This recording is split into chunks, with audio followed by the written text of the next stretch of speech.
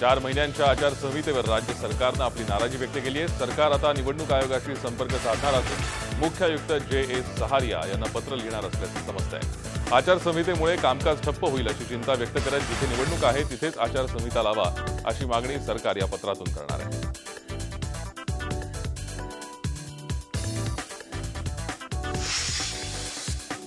राज्य सरकारला कशावर किती खर्च करावा लागेल याचा काही नेम उरलेला नाही। आघाडी सरकारच्या काळात आदिवासी विभागात झालेल्या 6,000 कोटी रुपयांच्या कथित भ्रष्टाचाराच्या चौकशीसाठी आतापर्यंत 3 कोटी रुपये खर्च करण्यात आले। न्यायमूर्ती एम.जी. गायकवाड यांच्या अध्यक्षतेखाली नेमण्यात आलेल्या समितीची चौकशी अजूनही पूर्ण झालेली नाही, त्यामुळे आणखी 6 महिन्यांची मुदतवाढ देण्यात आली आहे।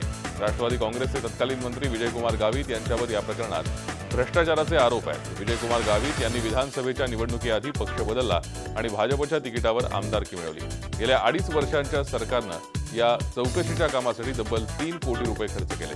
आणखी 50 लाख रुपये खर्च होतील अशी अपेक्षा आहे। समितीचं ऑफिस नाशिकमध्ये थाटण्यात आलं आहे। कोपर्डी बलात्कार आणि हत्या प्रकरणाला आजपासून सुनावणी सुरू झाली आहे। मात्र यातल्या 2 आरोपींचं वकीलपत्र घेण्यास वकिलांनी नकार दिलाय, तर आरोपी नितीन भैलुमे याचं वकीलपत्र घेण्याची तयारी एका वकिलानं दर्शवली होती। मात्र भैलुमेनंच वकील घेण्याचा आरोप भैलुमेने केलाय, त्यामुळे आता तिघाही आरोपींना कोर्टाकडे सरकारी वकिलाची मागणी केली आहे। कोपर्डी प्रकरणातल्या आरोपींना वकील न देण्याचा निर्णय अहमदनगर बार असोसिएशननं घेतला होता।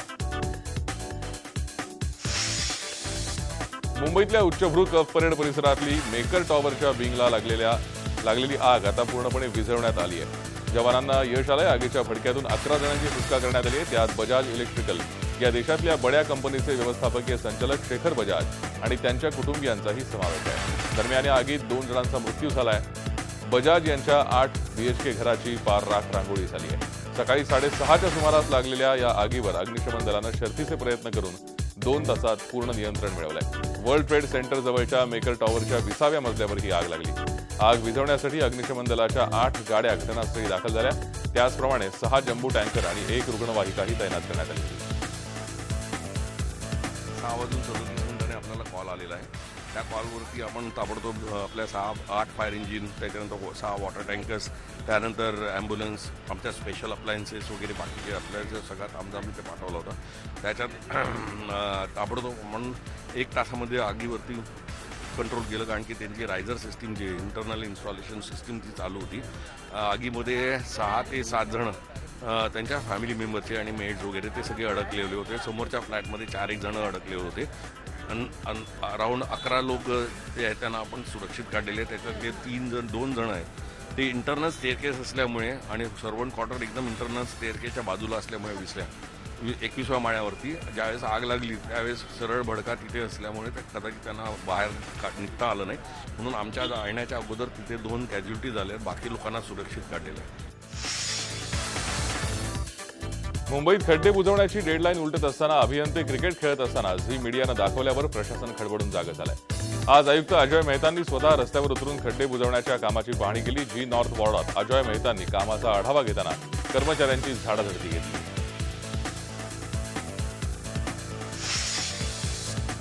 दिवाळीच्या काळात रेल्वेनं पुणे आणि नागपूर दरम्यान 10 सुपरफास्ट एक्सप्रेस गाड्या सोडण्याचा निर्णय घेतलाय। 18 ऑक्टोबर ते 15 नोव्हेंबर दरम्यान ही हॉलिडे स्पेशल गाडी अजनी स्टेशनवरून रात्री 7:50 सुटेल, तर पुण्याला दुसऱ्या दिवशी 12:15 वाजता पोहोचेल। वर्धा, धामणगाव, बडनेरा, अकोला, भुसावळ, मनमाड, कोपरगाव आणि दौंड मार्गे ही गाडी पुण्याला पोहोचेल। गाडीला फर्स्ट एसी 1, सेकंड एसी 4 आणि थर्ड एसीचे 9 डबे असतील। पुण्यातल्या कोथरूडमध्ये आज पहाटे 31 वर्षीय महिलेची डोक्यात वार करून हत्या करण्यात आली आहे। शुभांगी खटावकर असं या महिलेचं नाव असून ती कामावर निघाली होती। हल्लेखोरानं शुभांगी यांच्या डोक्यात धारधार शस्त्रानं घाव घातला आणि त्यांची गाडी घेऊन फरार झाला। या प्रकरणी पुण्यातील अलंकार पोलीस स्टेशनमध्ये गुन्हा दाखल करण्यात आलाय। हा खून ओळखीतल्याच आरोपीनं केला असल्याची शक्यता वर्तवली जाते। पोलिसांनी घटनास्थळाचा पंचनामा केला असून पुरावे गोळा करण्याचं काम सुरू आहे। खुनामागचं कारण अद्याप अस्पष्ट आहे। पोलीस तपासात सगळ्या गोष्टींचा खुलासा होईल।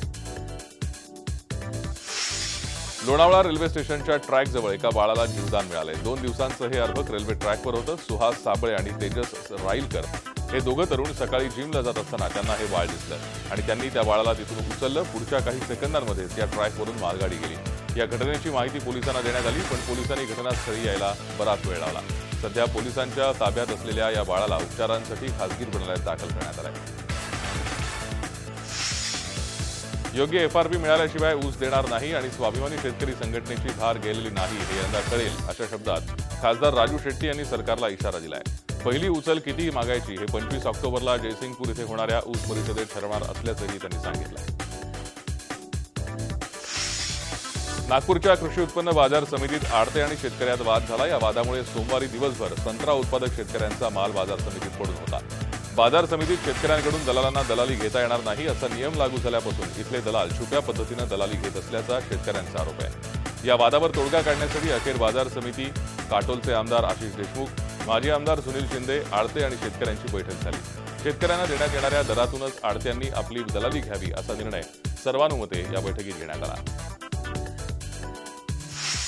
झी 24 तास तर्फे राबवण्यात येत असलेल्या मिशन दिवाळी या उपक्रमाला राज्यभरात भरभरून प्रतिसाद मिळतोय। बुलढाणा जिल्ह्यात चिखली येथील श्री शिवाजी विद्यालयातील विद्यार्थ्यांनी उत्स्फूर्त असा प्रतिसाद दिलाय।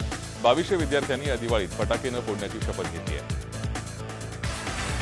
आज शाळेमध्ये प्रतिज्ञा झाली, ज्या प्रतिज्ञेमध्ये विद्यार्थ्यांना भरपूर काही कळालेलं आहे, ज्यामध्ये दिवाळी कशी साजरी करायची। दिवाळीमध्ये आम्ही फटाके फोडणार नाही, ज्यामुळे प्रदूषणाची संख्या सुद्धा कमी होईल। जी 24 तासने आम्हाला ही जी प्रदूषण मुक्त दिवाळीची थीम दिली ती आम्ही तंतोतंत पाळू।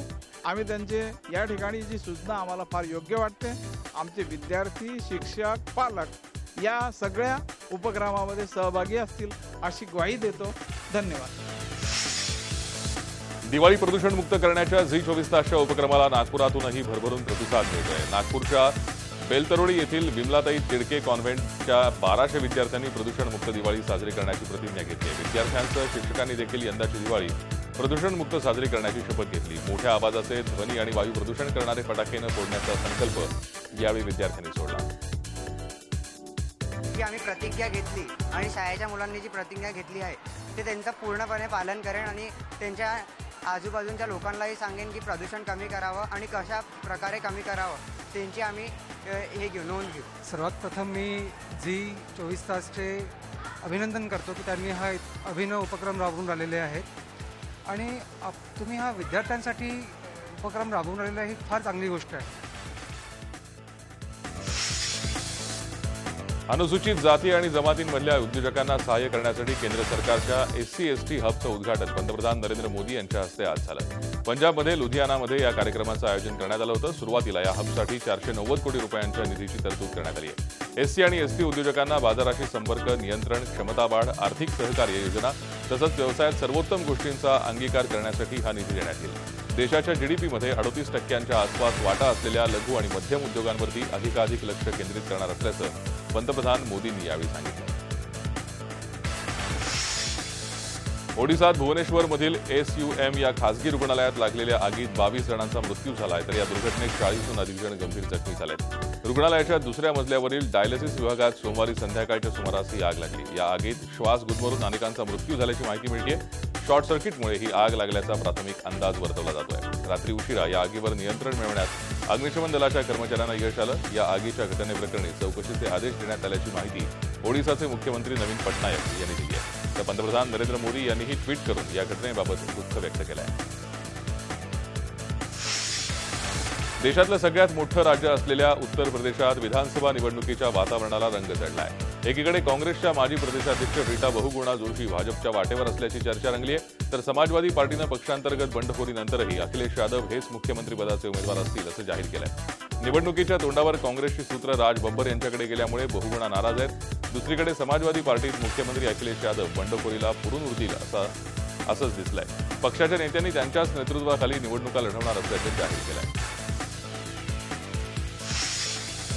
सुप्रीम कोर्टानं BCCIला चांगला झणका दिला। BCCIनं लोढा समितीच्या शिफारशींबाबत पुनर्विचार याचिका फेटाळली आहे। कोर्टानं BCCIला लोढा समितीनं सुचवलेल्या शिफारशी लागू करण्याचे आदेश 18 जुलैला दिले होते।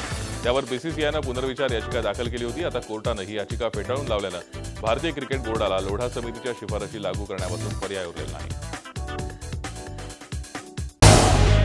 झी 24 तास रहा एक पाऊल पुढे।